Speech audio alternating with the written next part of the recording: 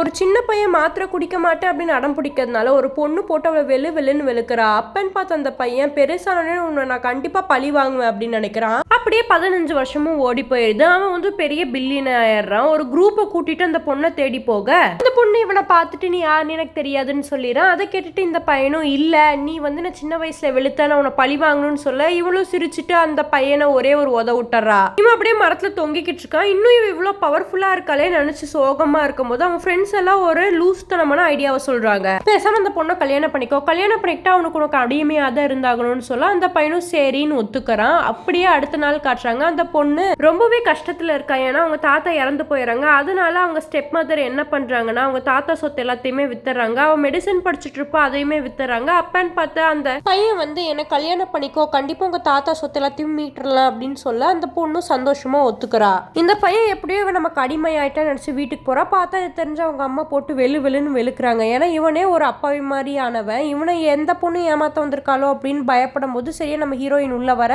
அந்த பையனோட அம்மா பார்த்து ஓ நீயம்மா அப்போ வந்து சரிதான், நீ கண்டிப்பா இவனை வந்து சமாளிச்சிடுவ, ஆனா இவன் தான் உனக்கு தகுதியானவன் கிடையாது அப்படின்னு அந்த பொண்ணு பக்கம் திடீர்னு திரும்பிடுறாங்க. நம்ம ஹீரோ என்ன நம்ம தப்பு பண்ணிட்டோமோ அப்படின்னு சொல்லி நினைச்சிட்டு இருக்கும்போது திடீர்னு ஒருத்தன் வந்து இந்த மாதிரி தாத்தாக்கு உடம்பு சரியில்லை உடனே வாங்க அப்படின்னு சொல்லி நம்ம ஹீரோ உள்ள கூட்டிட்டு போறான். பார்த்தா அவங்க தாத்தா படுத்த படுக்கையா கிடக்குறாரு. டாக்டர் இவர் இறந்துருவாரு அப்படின்னு சொல்லிடுறாரு. அதனால நம்ம ஹீரோயின் போய் செக் பண்ணி பாக்குறா. செக் பண்ணி பார்த்துட்டு இவரை என்னால குணப்படுத்த முடியும் அப்படின்னு சொல்லி பாக்குறா. ஆனா அங்க யாருமே கேட்கற மாதிரி தெரியல. நம்ம ஹீரோ தான் போராடி நம்ம ஹீரோயினா வைத்தியம் பார்க்க விடுறா. நம்ம ஹீரோயினும் அக்குபஞ்சர் மாதிரி ஏதோ பண்ணா அந்த தாத்தா எந்திரிச்சு ரத்த வாந்தி எடுக்கிறாரு. உடனே நார்மல் ஆயிடுறாரு. அதை பார்த்து எல்லாருமே ஷாக் ஆயிடுறாங்க. அந்த தாத்தா எந்திரிச்ச உடனே நான் உனக்கு எப்படி நன்றி சொல்றதுனே தெரியல, நீ பண்ணதுக்கு கண்டிப்பா என் பையன் வந்து உங்ககிட்ட மண்டிட்டு தேங்க்யூ சொல்லுவா அப்படின்னு சொல்ல என்னாலலாம் பண்ண முடியாதுன்னு ஹீரோ ரொம்ப அடம் பிடிக்கிறான். அதை பார்த்த ஹீரோயின் டக்குன்னு தலையில கைய வைக்க அதை பார்த்து பயந்த ஹீரோ டக்குன்னு மண்ணிட்டு தேங்க்யூ அப்படின்னு சொல்லிடுறான்.